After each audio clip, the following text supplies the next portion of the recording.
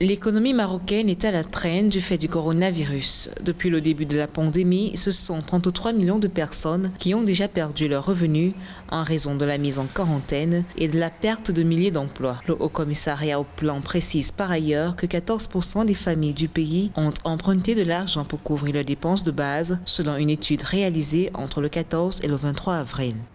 Le Maroc a fait récemment beaucoup de progrès en matière de développement économique et surtout de développement industriel. Mais il est vrai que plus une économie est intégrée aux chaînes de valeur mondiales, plus cette économie est exposée à la propagation du virus Covid-19.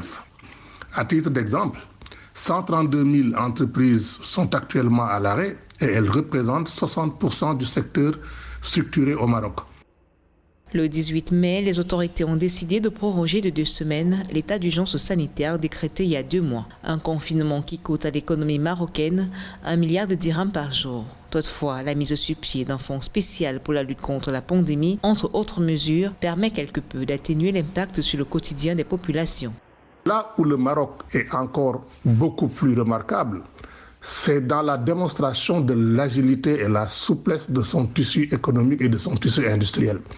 Déjà, pour se battre contre le Covid-19, le Maroc a été capable de réorienter très rapidement son outil industriel pour développer des produits prophylactiques et des produits de lutte immédiate contre le Covid-19, là où beaucoup de pays développés se battent sur des cargos qui viennent de masques ou de gel hydroalcoolique ou de respirateurs qui sont fabriqués ailleurs.